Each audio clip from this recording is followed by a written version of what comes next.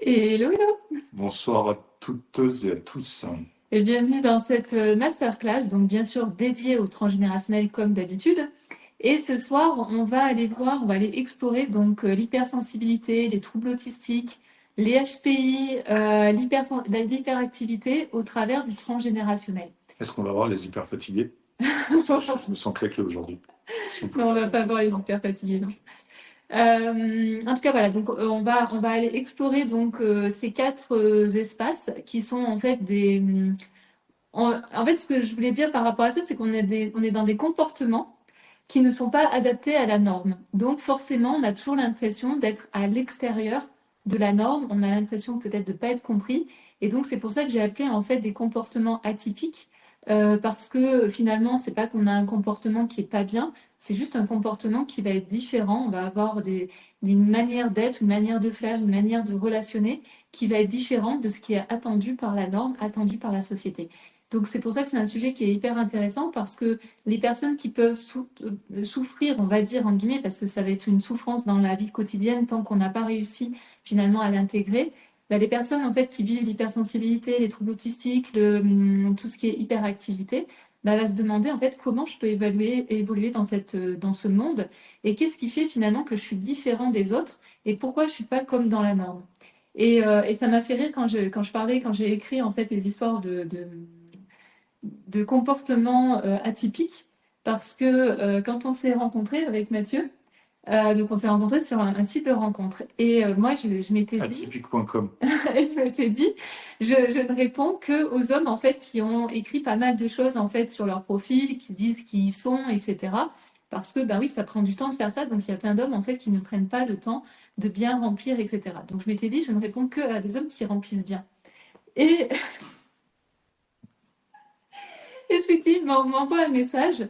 Et là, en fait, je vois que son profil est totalement vide, sauf, il y avait une chose qui était intéressante, c'est qu'il avait dit, en fait, travail égale passion. Et là, je me suis dit, ah bah ça c'est bien, ça va coller vraiment parfaitement avec moi.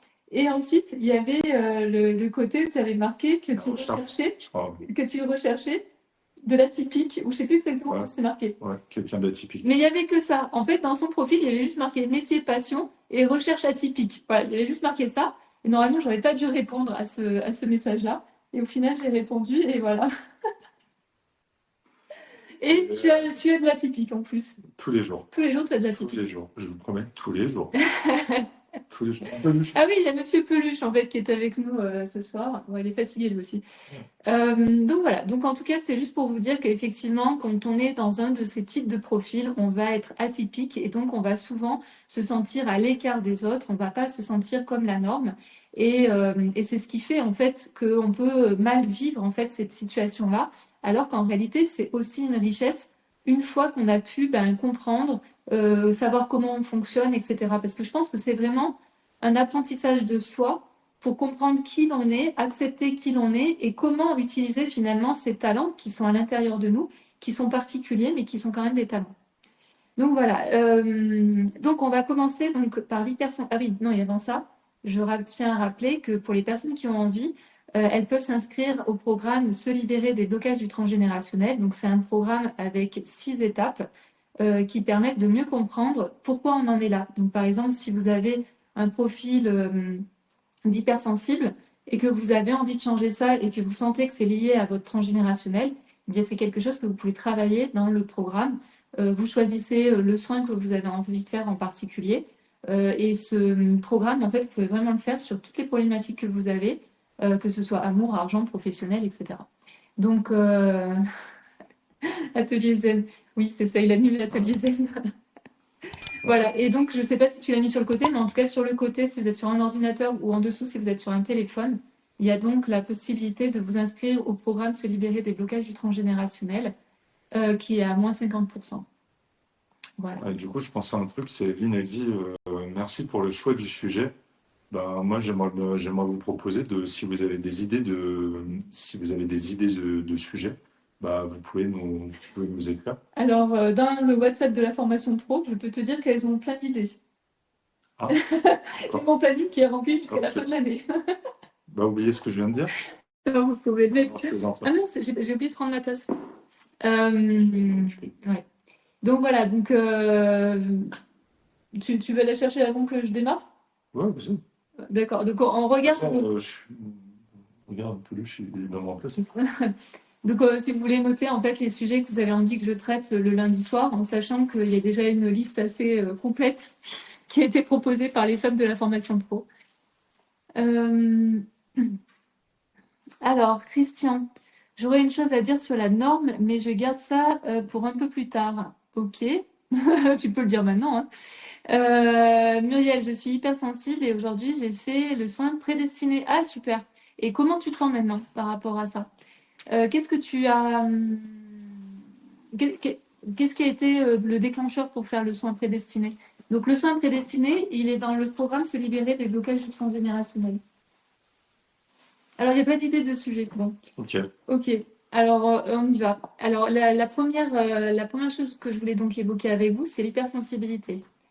Moi j'ai l'impression, alors je vais vous donner juste mon avis, mais j'ai l'impression qu'aujourd'hui il y a de plus en plus de personnes qui sont hypersensibles parce qu'on vient de générations où on n'avait rien le droit de dire au niveau des sensations, des émotions, où ça pouvait être assez figé. Et donc, on est plutôt dans des générations aujourd'hui où on a plus le droit, en fait, d'exprimer ses envies, d'exprimer ses émotions, d'exprimer là où on en est, c'est exprimer tout ce qu'on a à l'intérieur de nous.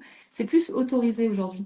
Donc, je pense que c'est pour ça aussi qu'on a une hypersensibilité où il y a de plus en plus de personnes qui sont hypersensibles, parce que ça a été tellement interdit avant que là, il y a une sorte, en fait, un peu d'explosion. Je suis OK de pouvoir dire un peu où j'en suis. Et d'ailleurs, je suis toujours étonnée par les emails qu'on reçoit justement, de tout ce déversement, en fait, d'émotions, de sensibilité, etc. Donc, on voit bien qu'il y a une possibilité de dire.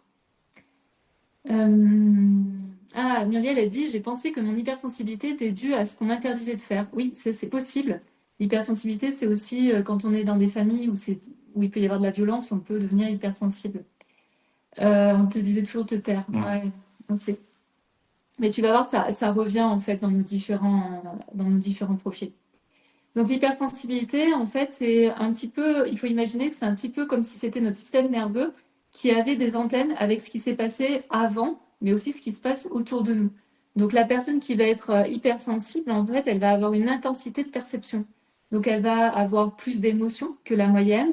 Elle va sentir ou elle va entendre des sons de manière plus forte ou de manière plus appuyée. Par exemple, ça va être des gens qui vont se souvenir, par exemple, des gens qui peuvent avoir des accents, etc. Vous voyez, elles sont sensibles dans le son, dans tout ce qui peut être différent. Par exemple, les personnes qui sont hypersensibles, c'est possible que si vous regardez quelques masterclass me concernant, que vous ayez en fait ma voix en tête. Hein, c'est possible aussi, et comme si ça faisait une sorte de résonance. C'est des personnes aussi qui peuvent être très sensibles au regard. Donc, dès qu'il y a un regard qui vont se porter sur elles, ou un regard qui est bizarre, ou un regard qui est méfiant, ou un regard qui est en colère, tout de suite, elles vont le capter, elles vont détecter qu'il y a quelque chose qui ne va pas forcément bien, ou au contraire, qu'il y a quelque chose de doux qui est en train de s'installer. C'est une personne aussi qui va qui va capter assez facilement les tensions. Hein, c'est des personnes qui vont rentrer dans une pièce, il y a plein de monde, et tout de suite elles vont savoir qui est avec qui s'entend bien, est-ce qu'il y a une bonne ambiance déjà aussi dans la pièce ou pas. Elles vont capter en fait très facilement ce qu'il y a autour d'elles. Euh, donc tout est capté, tout est ressenti de manière amplifiée. Et donc la personne, elle peut être sensorielle, elle peut être émotionnelle, elle peut être intuitive et ou énergétique. D'accord? Donc ça dépend vraiment des personnes.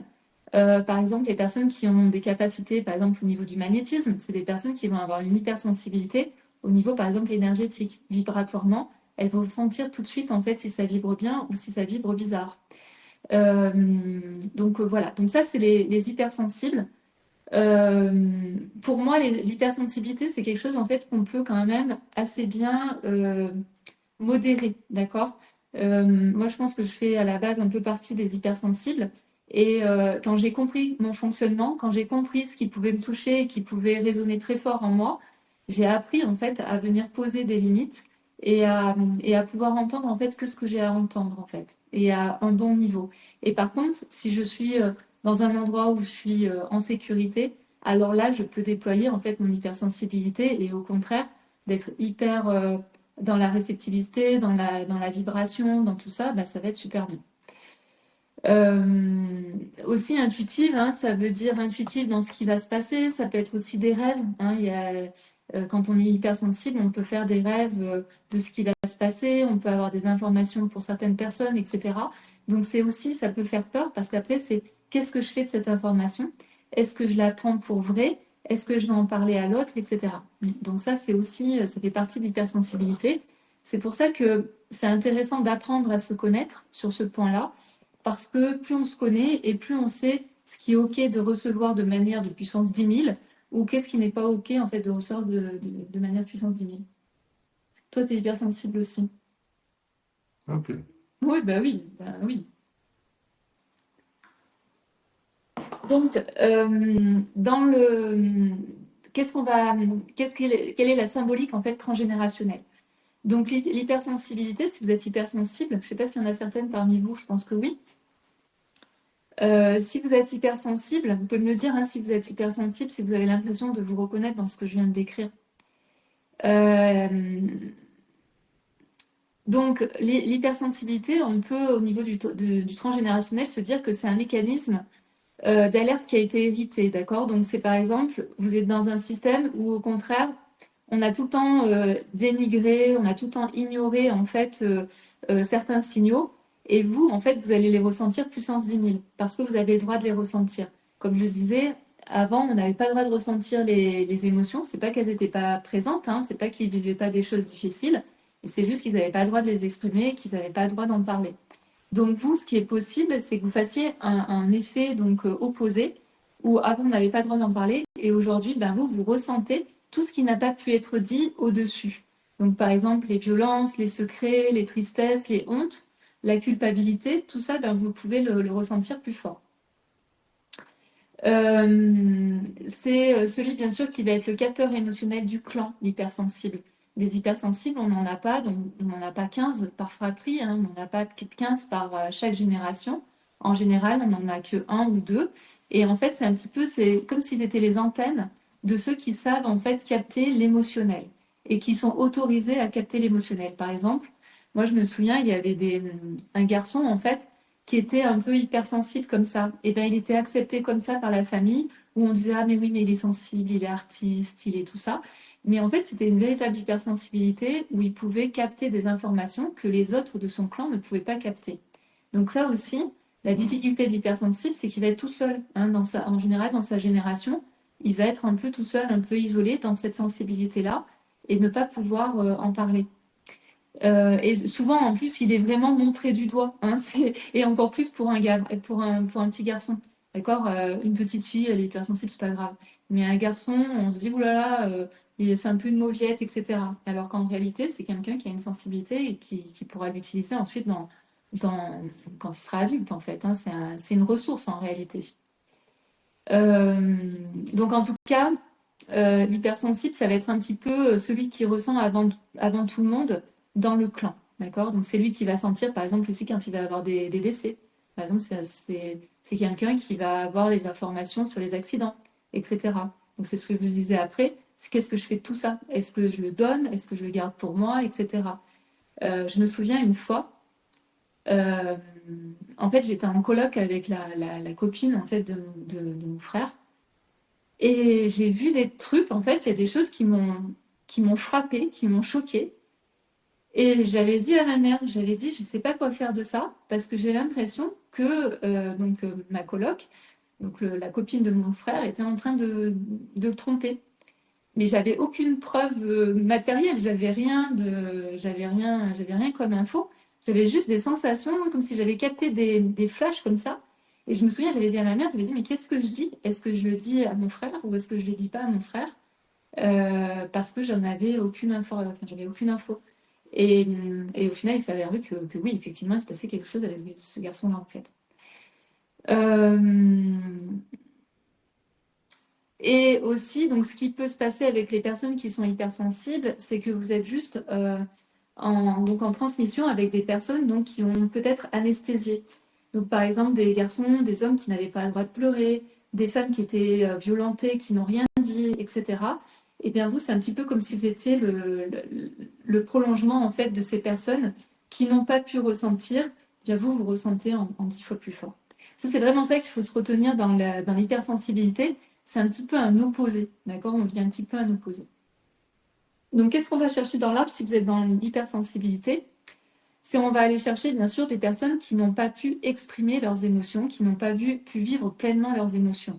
Donc, ça peut être bien sûr des hommes, mais tout particulièrement des hommes, par exemple, qui sont partis à la guerre, qui derrière n'ont pas pu parler de ce qu'ils avaient vécu, de ce qu'ils avaient vu, des peurs qu'ils ont pu avoir, etc. Mais ça peut être donc aussi des femmes qui ont été soumises d'une manière ou d'une autre et qui ne pouvaient pas parler, qui ne pouvaient pas exprimer en fait ce qu'elles étaient en train de vivre. Et de manière générale, toutes les personnes qui ont été enfermées dans le silence. Donc ça peut être intéressant. Et les personnes qui ont été enfermées dans le silence, hein, ça va être par exemple des enfants qui ont vécu l'inceste.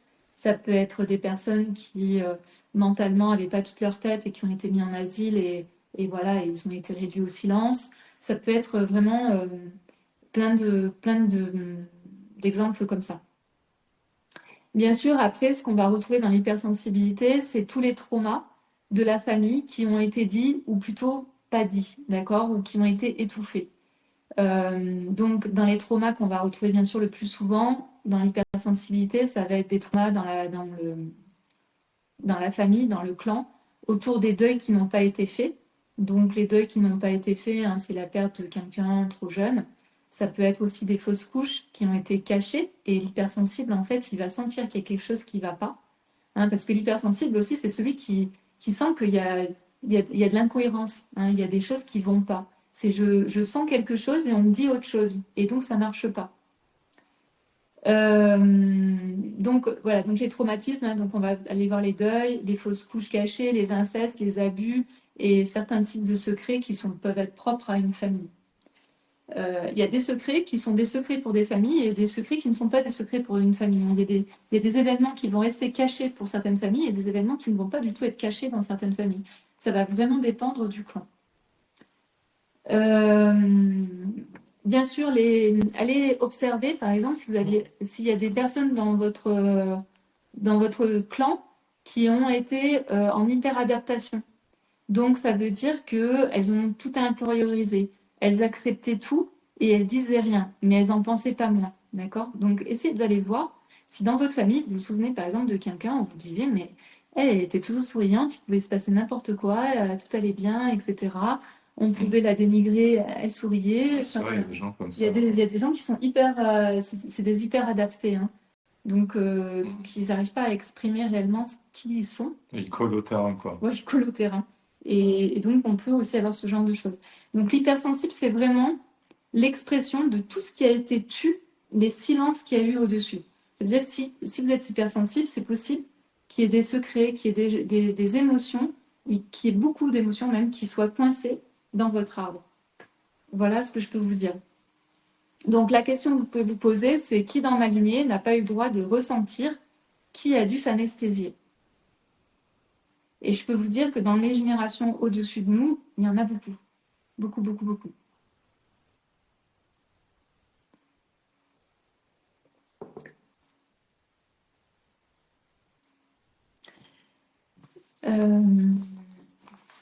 Voilà. Il y en a qui pose une question. Est-ce normal que je ne vous ai plus à l'écran? Il faut actualiser ou entrer, enfin plutôt sortir et entrer. Généralement, ça marche. Oui, attends, il y avait un retour d'un homme. C'est sympa ça.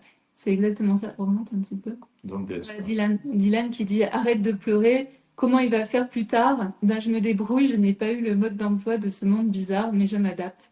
Oui, et au-delà de s'adapter, c'est plutôt avoir conscience en fait de son hypersensibilité et de pouvoir en faire une force plutôt que de s'adapter, parce que s'adapter, c'est refaire ce qui a été fait au-dessus. Et on peut tomber, quand on est adaptable, on peut tomber très facilement dans l'hyperadaptabilité. Je connais très bien le système. Donc ça, c'est important. On peut s'adapter à certaines choses parce que ben voilà, dans ce monde, il faut quand même qu'on s'adapte à certaines choses, mais pas aller dans l'hyperadaptabilité parce que quand on va dans l'hyperadaptabilité, ben, on s'oublie complètement. Et les deux, en fait, c'est un cap qui est très fin et on peut très, très facilement passer d'un côté. Voilà. Donc ça, c'est important aussi de l'avoir en tête. Alors Rosa a dit, quand vous dites aller chercher dans le clan, c'est côté mère, côté père, homme, femme, c'est vaste. C'est tout le monde. En fait, votre clan, il est très large. Votre clan, c'est les parents, c'est les grands-parents, les arrière-grands-parents. Homme, femme, hein, on peut être attaché au destin d'un homme, hein, il y a pas de souci par rapport à ça.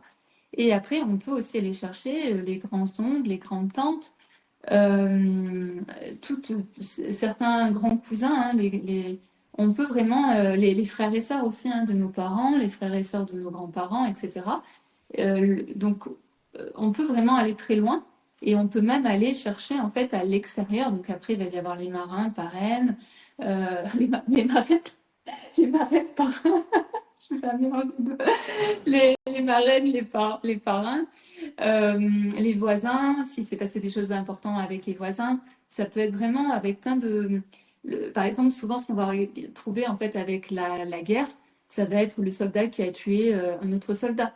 Hein, le soldat qui a tué fait partie du système en fait familial. Hein. Donc voilà. Je passe aux troubles du spectre autistique. Donc ici, en fait, les troubles du spectre autistique, ce qui fait que la personne va avoir un intérieur, une intériorité très riche, d'accord? Elle va avoir un univers intérieur extrêmement riche. Donc on sait qu'aujourd'hui, les personnes qui souffrent en fait de l'autisme, alors toute forme d'autisme, hein, c'est des troubles du neurodéveloppement. Donc ça va affecter la communication, ça va affecter les interactions, ça va affecter les comportements. Donc c'est pour ça que les personnes qui peuvent souffrir de certains troubles autistiques peuvent apparaître bizarres, être vues comme bizarres par la norme, d'accord? Euh, donc les personnes souvent qui ont des troubles autistiques, elles vont avoir besoin de routine, elles vont avoir besoin de quelque chose d'assez bien cadré. Et elles peuvent aussi avoir des difficultés à décoder les émotions, elles peuvent avoir des difficultés par exemple à décoder le second degré. Elles vont tout prendre un peu au premier degré. Donc ça va bien sûr au niveau des interférences, hein, des interactions avec les autres, ça va créer justement des interférences. Donc voilà, mais en tout cas, ce qui est important de retenir pour les personnes qui peuvent vivre, en fait, de souffrir d'un trouble autistique, c'est qu'ils ont un univers qui est très riche, mais qui est à l'intérieur. Et donc c'est ça qui nous intéresse, en fait, par rapport au transgénérationnel, c'est pourquoi la personne, finalement, va créer un monde intérieur chez elle, et pourquoi elle ne crée pas, en fait, pourquoi elle ne montre pas ce monde intérieur à l'extérieur, parce que ça pourrait être hyper intéressant, en fait, pour les autres. Donc, ce qu'on peut observer chez les personnes qui ont ce type de trouble, c'est d'aller chercher dans l'arbre, en tout cas la symbolique d'une personne qui a un trouble autistique, c'est qu'elle porte peut-être une mémoire d'exclusion ou de non-intégration. D'accord? Ça, c'est quelque chose qu'on va voir, c'est que la personne qui est autiste, elle va être toujours dans son coin à part. Donc, c'est pour ça que c'est intéressant d'aller chercher dans l'arbre, est-ce qu'il y a pu avoir des exclusions ou des non-intégrations d'une personne? Ça va être aussi, par exemple, peut-être quelqu'un dans l'arbre qui avait un monde intérieur très riche, qui a essayé de le montrer à l'extérieur, qui a essayé de le montrer notamment au clan, et le clan l'a rejeté. Donc, derrière, dans les générations suivantes, on sait que si j'ai un monde, un univers extrêmement riche à l'intérieur de moi, je ne vais surtout pas le montrer à l'extérieur parce qu'on risque de me mettre de côté, de rigoler de moi, de ne pas me prendre au sérieux, de me prendre pour quelqu'un un peu de fou, etc. Donc ça, c'est aussi quelque chose que vous pouvez aller chercher. Euh, ensuite, ça peut être aussi dans la famille est tellement chaotique, hein, il y a tellement de flou, d'incohérence, où il peut y avoir aussi une famille qui est peut-être un peu trop envahissante chez l'enfant, etc. Donc l'enfant, il va créer une sorte de carapace. Donc ici, ça va être tous les endroits dans l'arbre où il pourrait y avoir ce genre de choses, où on a été trop dans l'invasion chez une personne, où on a été un peu dans le chaos, etc. Donc, on va préférer en fait se protéger de tout ce chaos, de tout ce brouhaha dans les générations suivantes. On va faire comme une sorte de carapace, c'est-à-dire qu'à l'intérieur, ben, c'est extrêmement riche, mais je ne partage pas cette richesse avec l'extérieur. Et en fait, je me protège aussi de l'envahisseur qui pourrait venir dans mon monde. Donc, c'est vraiment ça, en fait, le trouble cystique, c'est je suis dans mon monde. D'accord? Bien sûr, il y a aussi aller chercher dans l'arbre des personnes qui auraient pu être jugées folles ou à part. D'accord? Donc ça revient un petit peu à cette histoire d'exclusion ou de non-intégration. En tout cas, c'est une vision donc de la norme vis-à-vis d'une personne en particulier qui aurait un don particulier et qui a été jugée complètement fou. Ce qu'on peut aussi retrouver, c'est les secrets de filiation. C'est par exemple les enfants qui sont non reconnus ou lorsqu'il y a une double vie dans les familles. Donc ici, on revient dans l'histoire de ces flous. On ne sait pas trop qui est qui, on ne sait pas trop où on va chercher. Donc là, on voit bien que comme c'est flou, je préfère me mettre dans mon monde. Ça me protège. Et bien sûr aussi, dès qu'il y a des histoires dans la famille de contrôle, le fait d'être dans mon monde, personne ne peut venir contrôler mon monde. Personne ne peut envahir mon monde. Personne ne peut apporter de la rigidité dans mon monde. D'accord? Donc à l'extérieur, ça peut être rigide. Donc il peut y avoir des histoires de rigidité. Mais dans mon monde, je vais me protéger ensuite dans les générations suivantes. Donc les questions que vous pouvez vous poser, si vous souffrez en fait d'un trouble du spectre autistique, c'est qui n'a jamais été compris dans votre arbre et qui a été mis de côté ou perçu comme étrange. D'accord? Donc vous pouvez être lié à une personne dans votre clan qui aurait pu vivre ce genre de choses.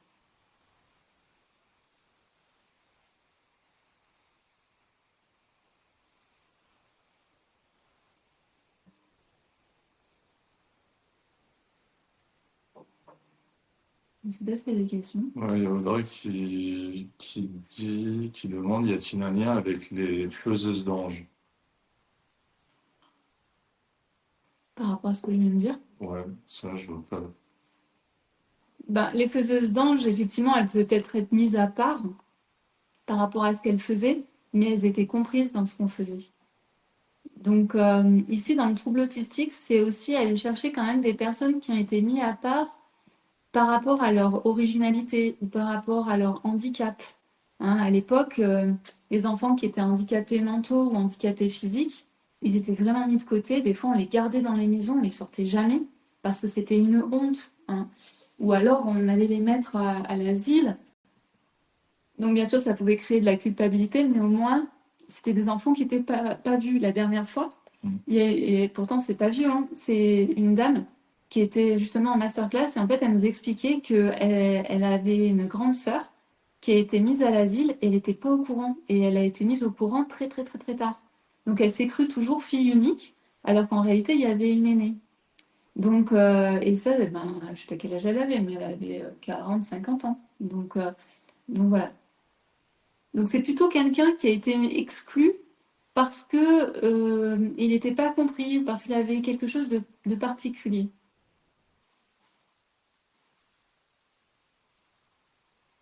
Ben, qu'est-ce qu'ils viennent réparer? Ils viennent réparer la possibilité aujourd'hui, parce qu'aujourd'hui c'est un trouble qui est reconnu, ben, c'est venir réparer que peut-être aujourd'hui on peut être autiste et accepté par la société, peut-être être autiste et pouvoir à un moment donné s'ouvrir et partager son univers riche. C'est tout ça. Donc oui, ils viennent réparer ce que les autres n'ont pas pu faire, ce que les autres qui étaient peut-être différents ou originaux n'ont pas pu explorer. Aujourd'hui, c'est plus ouvert, on va dire.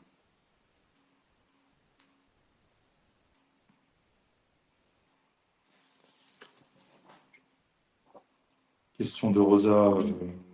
et là on est plus dans, je pense, les fondements du transgénérationnel. Et pourquoi c'est nous qui payons leur peau cassée? Dans quel but c'est transmis de génération en génération?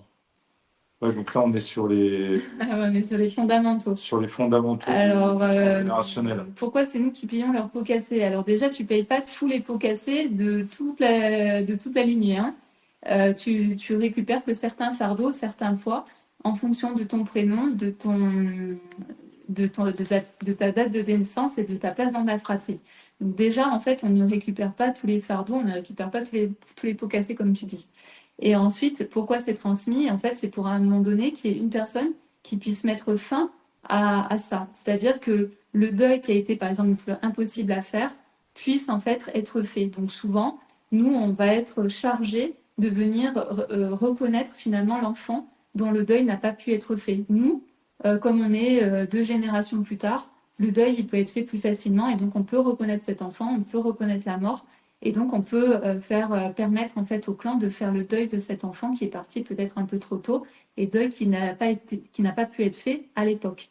Donc nous on est plus loin, nous on a moins de sensibilité par rapport à ça et on est capable de faire en fait ce deuil, de pouvoir honorer en fait cet enfant. Donc on est là parce qu'on a plus de on est un peu plus loin, on va dire. Et puis aussi, il y a des histoires de loyauté. Hein, on répète parce que on veut être aimé intégralement, inconditionnellement par notre clan. Donc, pour être aimé par notre clan, on va répéter ou on va réparer. Donc,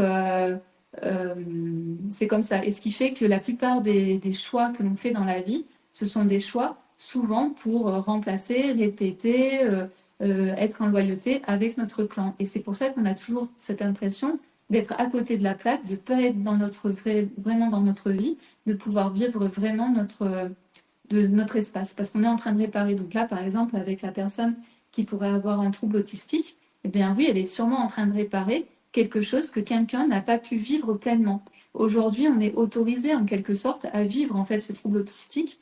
Et c'est pour ça qu'on voit aujourd'hui qu'il y a beaucoup de personnes qui sont autistes, qui commencent à faire des vidéos sur les réseaux sociaux, qui commencent à s'exprimer, à explorer, à parler de leur monde intérieur qui est très riche, etc. Donc on voit qu'aujourd'hui, il y a une chance de le faire qui n'était pas possible avant. Et donc on continue et donc on finit l'histoire en quelque sorte. Question de Dana, est-ce que cela doit remonter loin ou juste une tante ou une nièce? Une tante, une nièce, en fait, on est des photocopies. Donc les photocopies, elles sont presque plus ou moins identiques de génération en génération. Donc ça ne sert à rien de remonter 5 générations avant. Déjà, quand on a des informations sur ses parents, ou comme ici, là, les tantes, sur ses grands-parents, on a déjà beaucoup d'informations. Ouais, puis si par exemple, il y a, bon, je reste sur les fondamentaux transgénérationnels, mais si par exemple vous cherchez à remonter parce que vous cherchez un problème, un nœud, un blocage, quelque chose, vous avez la 6e, 7e, 8e génération, mais ça se trouve, c'est à la 2e. Hein. Ouais. C'est à la 2e qu'il y a quelque chose qui s'est créé. Donc c'est ça aussi qu'il faut voir. Et pour revenir à par rapport à la question de Rosa, dans quel but c'est transmis? En fait, c'est pas une histoire de but, c'est comme ça, c'est transmis. Quand les chercheurs en épigénétique font leurs études scientifiques et qui prennent un groupe témoin de rats, ils leur font vivre des expériences stressantes, anxiogènes, etc.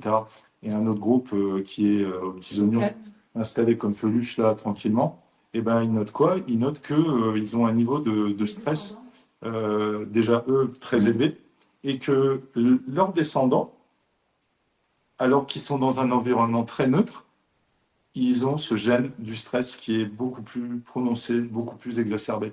Donc, c'est pas une histoire de but ou quoi, c'est comme ça, c'est oui, alors, génétique. après aussi, ce que tu dis là, en fait, c'est que le fait que les parents les parents, grands-parents des souris, hein, aient été stressés, ça veut dire que ça envoie une information. Donc, ça va envoyer une injonction aux générations suivantes qui est soyez sous vigilance parce qu'il peut se passer des choses. Donc, C'est une souvent, mémoire. c'est une mémoire, voilà. On va hériter d'une mémoire qui aujourd'hui n'est peut-être plus valable. Peut-être que, comme tu disais, les nouvelles générations de rats qui viennent, eux, ils sont dans un endroit très neutre et pourtant, ils ont gardé en fait biologiquement cet aspect d'hypervigilance. Et en fait, c'est juste une mémoire qui se transmet, c'est-à-dire que le fait d'être stressé pour les premiers rats, là, pour les rats les plus vieux, bah, ça les a protégés, ils sont restés en vie, ça leur a permis d'être en survie, etc., d'être en stress et d'être en hypervigilance. Et donc, ça renvoie l'information des générations suivantes de soyez stressés parce que si vous êtes stressé et en hypervigilance, vous allez pouvoir vivre. Donc, c'est pour ça que les générations suivantes sont aussi stressées parce que l'injonction qui a été transmise, c'est soyez stressés pour rester en vie. Et c'est ce qui se passe en fait dans tout ce que l'on fait nous. Par exemple, le truc le plus marrant en fait, c'est que je suis sûre que vous connaissez des gens qui font des stocks et des stocks de nourriture. D'accord? Donc, si vous faites des stocks et des stocks de nourriture, ou si vous avez vos amis qui font des stocks et des stocks de nourriture, alors qu'aujourd'hui, vous faites 100 mètres, vous avez un magasin, vous pouvez acheter ce que vous voulez. D'accord? Bah ça, c'est des injonctions en fait qui viennent d'au-dessus, et notamment des générations qui ont pu vivre la faim, qui ont pu vivre les guerres, qui ont pu vivre plein de choses. Donc, c'est resté en fait de génération en génération. Si tu veux vivre, si tu ne veux pas être sans avoir à manger, fais des réserves. D'accord? Et ça, c'est transmis. C'est le clan qui transmet toutes ces injonctions-là. Alors qu'aujourd'hui, en soi, ça ne sert à rien de faire des stocks et des stocks de nourriture. Voilà. Et j'ai bien aimé, la Christian, elle dit, on peut dire que c'est une réincarnation partielle, me semble-t-il. Alors, je n'avais pas à dire jusqu'à une réincarnation, mais effectivement, on aime tellement notre clan qu'on veut qu'il nous aime tellement qu'on va faire exactement ce dont le clan a besoin pour être réparé, pour aller mieux, etc., etc. Donc, c'est pour ça qu'on fait des choses qui ont ni queue ni tête. Ouais, Nathalie, elle dit oui, parce qu'il peut y avoir une guerre, comme disent les parents. Voilà. Donc, c'est quelque chose qui est transmis de génération en génération, alors que c'est pas du tout adapté à notre vie, mais effectivement, c'est quelque chose qui va être dit et répété. Ok. Alors, ensuite, on va voir donc les hauts potentiels intellectuels, donc les HPI. Donc ici, les personnes qui sont HPI, c'est les personnes en fait qui ont un QI qui est supérieur à 130 et dont on va observer en fait que le fonctionnement mental, émotionnel, intuitif est décalé par rapport au rythme moyen. D'accord? Donc on va retrouver des personnes en fait qui vont avoir une rapidité, une vivacité d'esprit. C'est des personnes qui vont être donc très rapides intellectuellement, mais c'est des personnes aussi qui émotionnellement, qui vont être aussi très intuitifs, d'accord? Donc ces personnes-là, elles vont aller plus rapidement que la moyenne. Et donc aussi, c'est des personnes qui vont avoir des pensées en arborescence. C'est des personnes qui vont avoir une rapidité de traitement, c'est-à-dire dès qu'ils vont entendre une information, ils vont savoir comment l'interpréter, savoir comment l'utiliser, etc. C'est des personnes aussi qui vont s'ennuyer très rapidement. Hein, une fois que c'est tout le temps un peu la routine, c'est compliqué. Et donc aussi, mais comme je l'ai dit, il va y avoir une intensité émotionnelle qui va être souvent très importante. Et bien sûr, le truc le plus important qu'ils vont vivre, c'est une impression de se sentir en décalage total par rapport à la moyenne des gens. Donc des gens qui vont être à part, pas parce qu'ils sont dans leur monde intérieur, comme on l'a vu tout à l'heure avec les autistes, c'est pas parce qu'ils sont à l'intérieur de leur monde, c'est juste que les personnes qui sont au potentiel intellectuel, l'extérieur, ils ne le comprennent pas, ils sont trop rapides, ils ont pas voilà, ils n'arrivent pas à comprendre en fait le monde extérieur parce que eux, ils ont une autre vision en fait du monde. Donc c'est pour ça qu'ils sont toujours en décalage.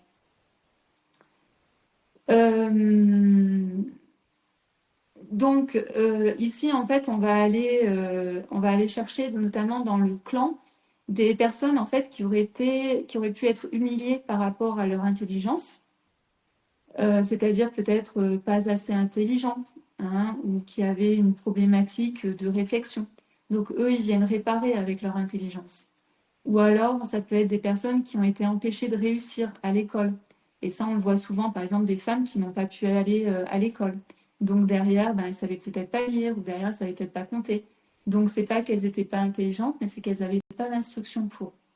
Donc, on va aller chercher des personnes qui ont donc soit pas beaucoup d'intelligence dans la famille, donc il y a une réparation qui se fait, soit une personne qui n'a pas pu aller à l'école et qui donc derrière a été handicapée par le fait de ne pas savoir lire, pas savoir compter.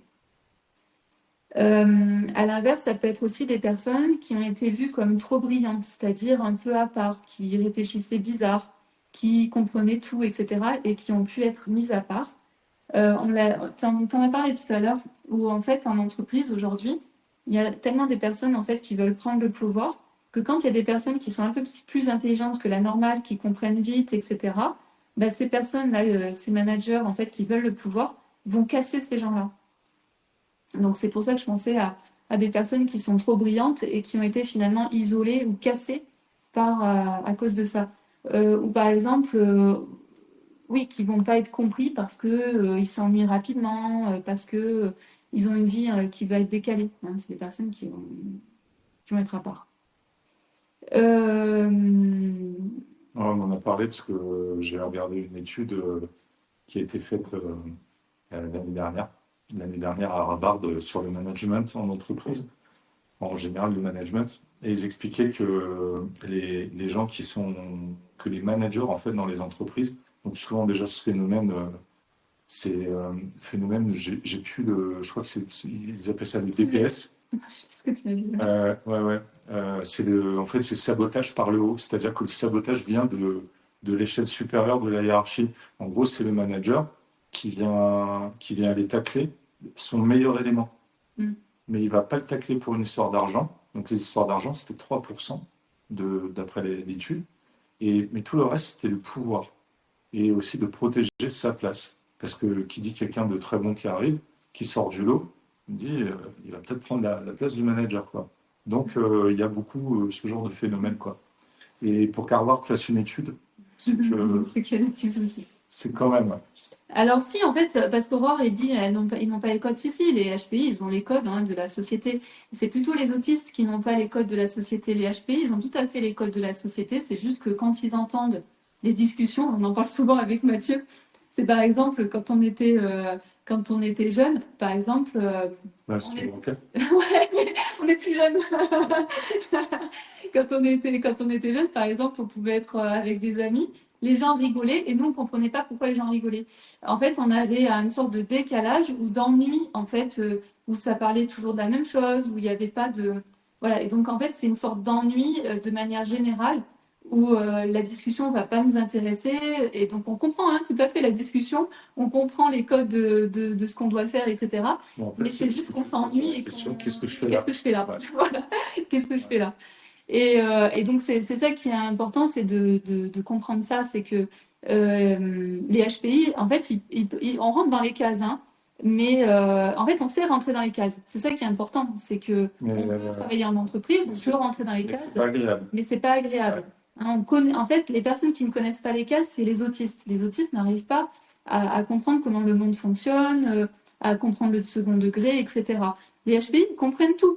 Ils comprennent tout, mais il n'y a personne qui les comprend par contre. Quand eux, ils sont vraiment dans leur mode de fonctionnement normal, classique, etc., là, il n'y a personne qui les comprend. Ouais. Ce qu'on se disait avec Mathieu, c'est que par exemple, nous, dans nos anciens jobs, on était toujours appelés quand il y avait des problèmes. On était ceux qui résolvaient tout le temps les problèmes. Quand il y avait personne qui voulait aller faire cette mission, nous, on était appelés parce que nous, au contraire, ça nous motivait. Donc, c'est l'histoire du challenge, c'est l'histoire de trouver des solutions, d'avancer, d'améliorer. Et donc, on a aussi le cerveau qui est tout le temps en ébullition. Par exemple, le soir, Mathieu, il peut me dire, voilà, on a telle problématique sur l'entreprise, etc. Et après, le matin, il me dit, alors le service de nuit a fonctionné. Et donc, moi, j'ai tout décortiqué, en fait, dans la nuit, mais c'est dans mon sommeil, je ne me rends pas vraiment compte. Et en fait, je décortique tout le truc et le matin, en fait, j'ai la solution. Donc, c'est une manière de penser où très vite, en fait, on va s'ennuyer dans la vie normale. On va pas comprendre on va comprendre les discussions, mais on ne comprend pas pourquoi elles sont intéressantes, parce que nous, on a envie d'autre chose. Donc, donc voilà. Donc, en tout cas, c'est vraiment... et puis aussi, on vit les choses, je pense, d'une manière plus intense. On vit les choses plus intensément, parce qu'il y a beaucoup de choses qui tournent. Ouais, c'est ça. En fait, il y a beaucoup d'onglets, de dossiers qui sont ouverts. Qui sont ouverts en même temps. Ouais. Ouais. Certains plus ou moins importants, d'autres. Ouais. Christian qui disait, est-ce que vous avez le lien de l'étude de Harvard? Comme ça, je ne l'ai pas. Il faut aller sur leur site. Ce qui peut se passer aussi pour les enfants HPI, c'est des enfants qui vont prendre la place émotionnelle des parents. D'accord? Comme c'est des enfants qui émotionnellement sont hypersensibles, mais savent quoi en faire. En fait, ça va assez bien disséquer les choses. Ils vont devenir des fois le parent du parent. D'accord? Donc, il va y avoir des fois des inversions aussi avec... il va y avoir des histoires d'inversion de place. Et aussi, ce qu'on peut observer, ça va être des histoires aussi de statut social. D'accord? C'est des enfants qui vont permettre aussi au clan, des fois, de changer de statut social. Leur mission, c'est ça.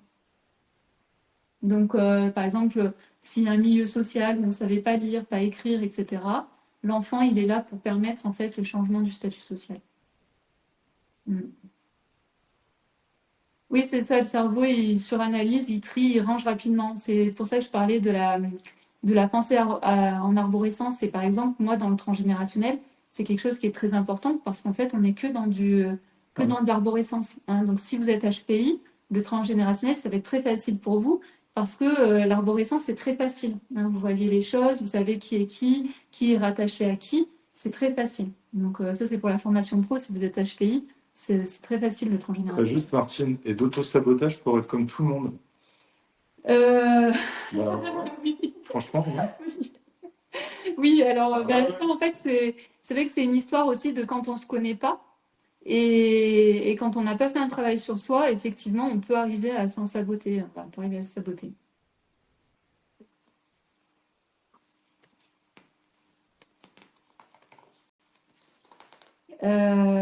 Qu'est-ce que je vais dire Oui, donc par exemple, vous pouvez chercher dans votre clan qui dans votre lignée a été trop intelligent pour le clan ou qui a été empêché de penser librement.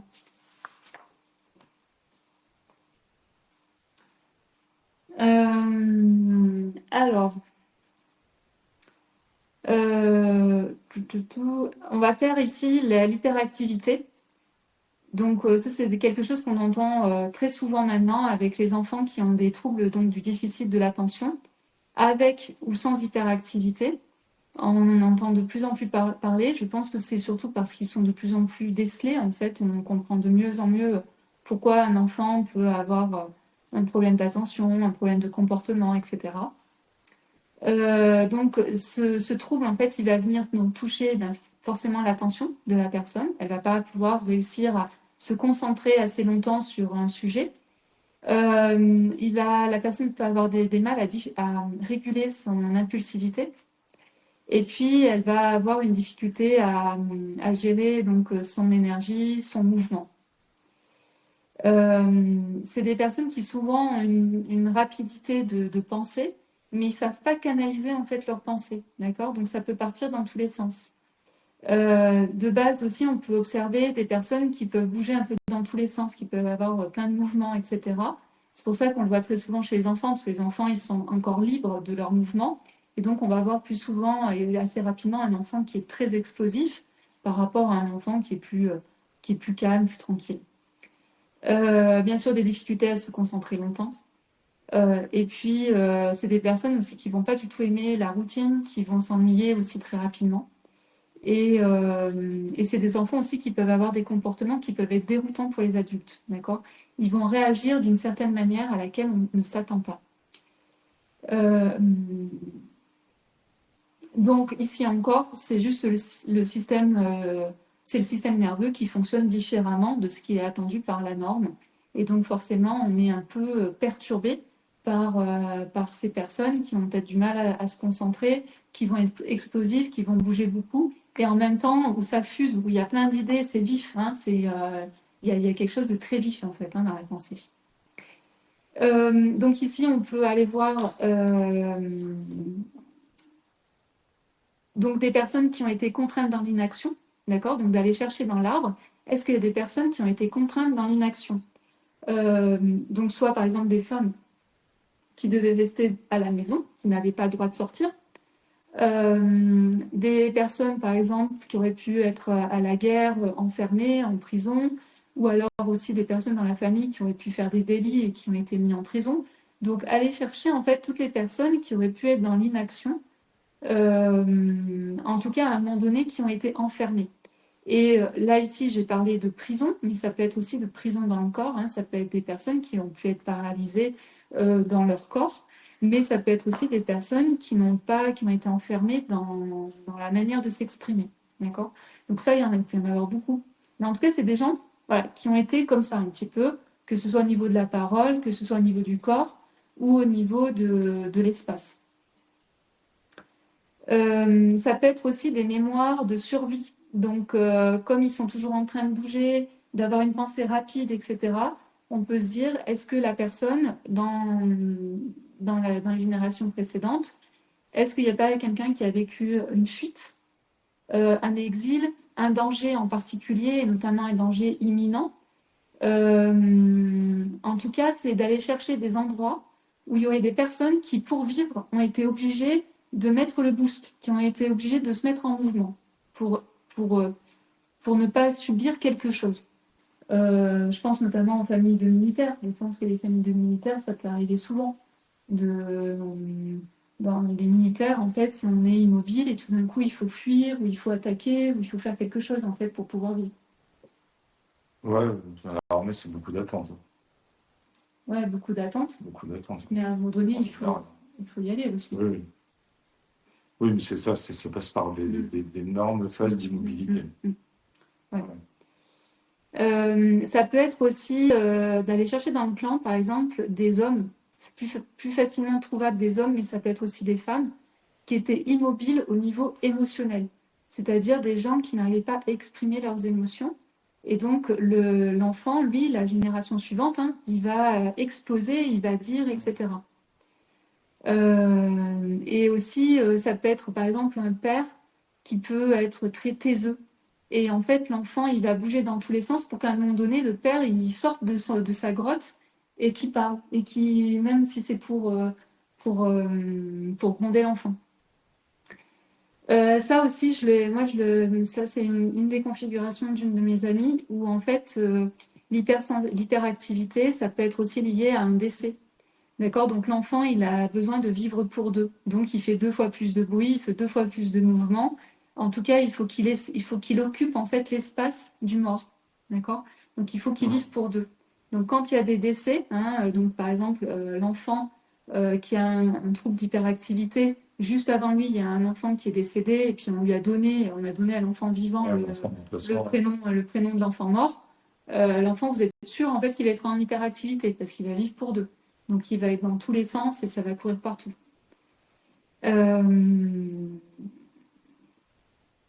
En tout cas, ce qu'il faut retenir de l'hyperactivité, c'est souvent on vient couper une lignée qui a été complètement immobile ou une histoire qui a été complètement immobile, quelque chose qui ne bouge pas. Et donc, l'enfant, lui, il est là pour réactiver et mettre de la vie ou alors de vivre pour deux. Voilà, c'est un peu ça qu'il faut se souvenir, ou la fuite en avant, hein, s'il y a un exil, un danger imminent, etc. Donc, je ne sais pas si ça vous parle. Ah voilà, l'arrière-grand-père de mon fils, hyperactif, a dû quitter l'Afrique en pleine guerre. Voilà. Il faut vite partir, il y a un danger imminent. Donc, l'arrière-grand-père, lui, il est parti en courant. Et derrière, ben, le fils, le petit-fils, en fait, ou l'arrière-petit-fils, lui, ben, il est super, super en activité pour pouvoir s'en libérer.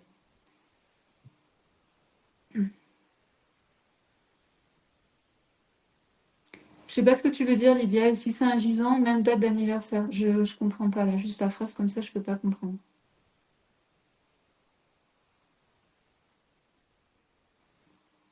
Mon fils a même date de naissance qu'un arrière-grand-père a été déporté apparemment. Ok, mais ton fils, il a quoi comme problème? En fait, alors, ça c'est important. Ça sert à rien d'aller chercher dans l'arbre pour chercher dans l'arbre. La question, c'est quel est le problème? C'est est-ce que ton fils, il a une hyperactivité, un trouble autistique, etc.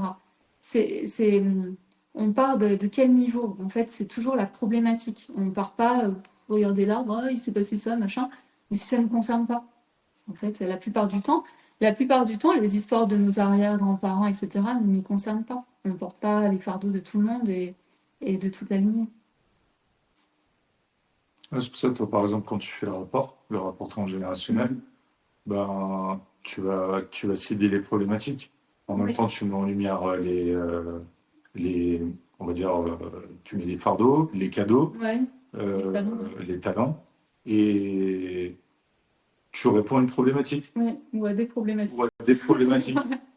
Voilà, tu réponds à des problématiques. Voilà. Donc, si quelqu'un n'a pas de problématique, on va dire, qui relève du transgénérationnel, Ouais. bah, ça sert à rien d'aller se prendre la tête à Ouais. aller chercher tout ça, quoi. Ouais. Ok, voilà pour tout ce que j'avais à vous dire. J'espère que ça vous a parlé, en tout cas pour les personnes qui peuvent être concernées, si ça vous a permis de vous dire, ok, je comprends mieux pourquoi il se passe ça chez mon enfant ou pourquoi il se passe ça chez moi, de mettre en fait des mots sur ce qui s'est passé dans les générations au-dessus et de comprendre pourquoi vous avez hérité de ça et de vraiment le voir plus comme un cadeau et de pouvoir mieux se connaître pour comment savoir utiliser finalement ce cadeau. qui ne fait pas partie de la norme, qui est qui peut nous isoler en fait, mais en réalité de prendre comme un cadeau et de voir comment on peut l'utiliser dans notre quotidien. Bon, je me dis, ma cousine a un TDAH, pardon, et son père est mort dans un accident, elle vit pour deux. Bah, alors Brigitte, qui fait partie de la formation pro, elle va pouvoir aller elle-même décortiquer tout ça. Exactement. Moi, j'irai voir déjà quand même les dates de naissance, la place dans la fratrie et les prénoms. Mais effectivement, ça peut être un... Ça peut, mais pas que, en fait. C'est difficile de dire comme ça, oui, c'est à cause de ça. Ouais. Ça peut. Elisabeth nous demande mes fils et petits-fils sont hyperactifs. Est-ce que les déplacements multiples dans grands-parents pendant la guerre peuvent l'expliquer? Bah, c'est exactement ce que j'ai dit, en fait. Quand les grands-parents ils ont bougé, hein, donc on est parti vite, il y a un danger imminent pendant la guerre. Bien sûr que derrière, en fait, ce stress, en fait, il reste en fait dans la famille. Donc ici, Elisabeth, ce qui serait intéressant peut-être de faire, c'est de raconter l'histoire en fait des grands-parents. Toi, tu as l'air de connaître l'histoire des grands-parents, et donc de pouvoir expliquer ça en fait à tes fils et à tes petits-fils. Et il y a peut-être, parce que je vois que c'est que des fils, fils, c'est que des garçons, peut-être d'aller creuser un peu plus sur le grand-père.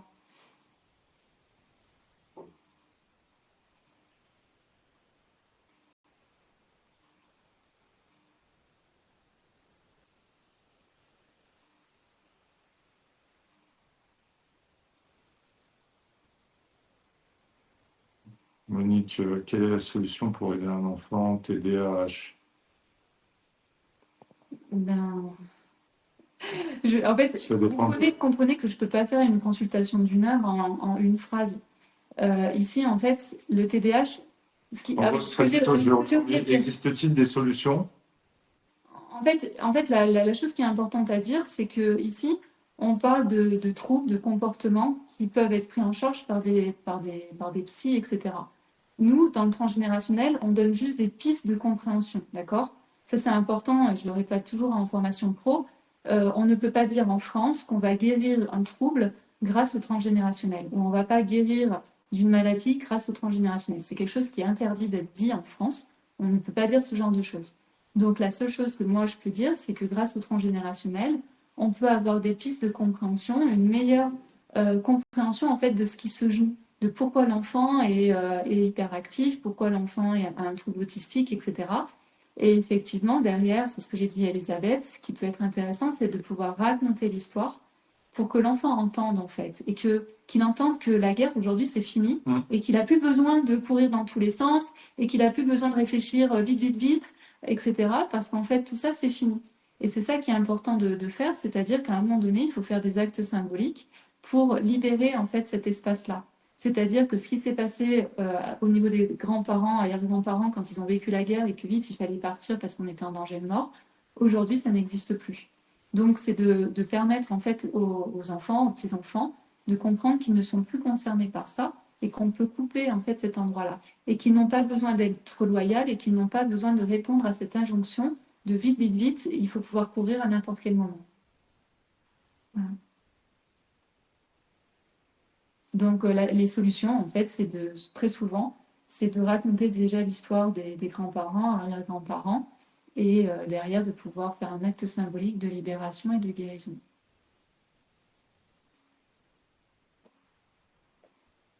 Ok. Mais pas que raconter, parce que tes fils qui sont grands, enfin, je sais plus, je mélange les histoires, mais en tout cas pour les adultes, hein, c'est pas que ça, hein, c'est pas ça qui va marcher. Euh, voilà. Qu'est-ce que je voulais dire? Oui, si vous avez envie d'aller plus loin, bien sûr aussi avec moi. Donc il y a le programme Se libérer des blocages transgénérationnels qui marche en fait sur toutes les problématiques que vous pouvez avoir, que ce soit amour, travail, argent, etc. Et sinon, il y a aussi le rapport transgénérationnel personnalisé, où là, vous me posez en fait vos questions et ensuite je vais y répondre grâce au rapport transgénérationnel. Donc c'est une vingtaine de pages où je vous explique en fait pourquoi vous avez cette problématique et je vous donne aussi les actes symboliques de libération et de guérison qui sont personnalisées. Ouais, là, c'est une étude complète. Ouais. Voilà. Et donc là, je sais pas, je crois qu'il y a moins de 40% hein, sur le rapport. Donc pareil, il y a un bouton vert si vous voulez commander votre rapport. C'est le bouton vert. Je vérifie. Mais je crois que c'est ça qu'on arrive à vérifier. Non, on n'a pas vérifié celui-là. Ah, ok. C'est bon. Ok. Voilà.